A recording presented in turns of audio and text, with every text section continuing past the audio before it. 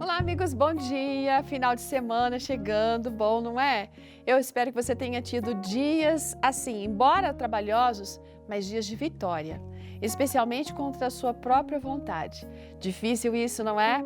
Aí vem a pergunta de hoje: você já se rebelou contra Deus? Sabe que Roboão, que era filho do rei Salomão, ele começou o reinado dele de uma forma meio desastrosa. Porque em vez de ouvir os conselhos dos sábios, ele desprezou os conselhos desses e começou a seguir os conselhos dos jovens, estava dizendo para ele maltratar o povo, ser muito rude, sabe, cobrar muito mais, enfim. Isso fez com que o reino dele se dividisse. E agora, em vez de ser rei de uma grande nação de 12 tribos, ele ficou sendo rei de uma nação de 2 tribos. As outras 10 ficaram de uma forma separada.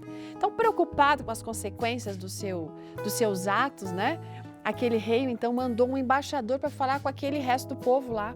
Mas sabe o que aquele povo fez, aquelas outras 10 tribos? Mataram o embaixador.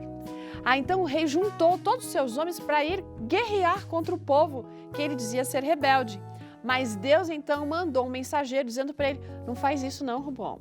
Não vai guerrear contra os seus irmãos. Aqui tem até uma lição interessante para a nossa vida, né? Quantas vezes a gente aí quer guerrear com os nossos irmãos? Olha, o rei percebeu a tempo o erro dele e por 3 anos ele seguiu direitinho a vontade do Senhor, agiu bem bonitinho, mas de repente, gente, ele começou de novo a fazer tudo pela cabeça dele, por conta própria. E sabe o que aconteceu? Com isso, os egípcios tomaram as cidades fortes do reino dele. E o povo começou a clamar a Deus: Deus, por favor, nos socorre. E aquele povo foi poupado da destruição, mas não da escravidão. Aí vem aquela coisa, né? Que a gente acha às vezes que quando a gente pede perdão para Deus, a gente não vai sofrer as consequências. A gente já falou sobre isso, mas as consequências vêm. E a fim de perceberem a diferença entre ser servos de Deus e servo dos homens, Deus permitiu realmente que aquelas consequências viessem. Quantas vezes será que a gente deixa de ouvir a voz do Senhor?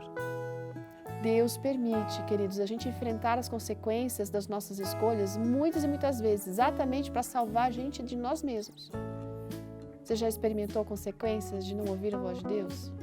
O que foi que aconteceu com você? Olha, se você reconheceu o seu erro, tenha certeza de que foi o amoroso toque do Espírito Santo que chamou você e que levou você para esse arrependimento. Então, que o Espírito capacite você sempre a escolher a vontade de Deus.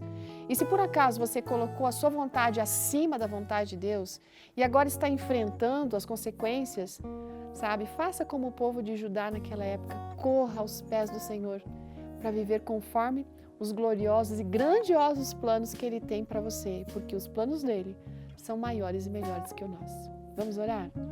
Deus querido, perdoa a nossa rebeldia e nos ajude realmente a viver a Tua vontade por Jesus. Amém.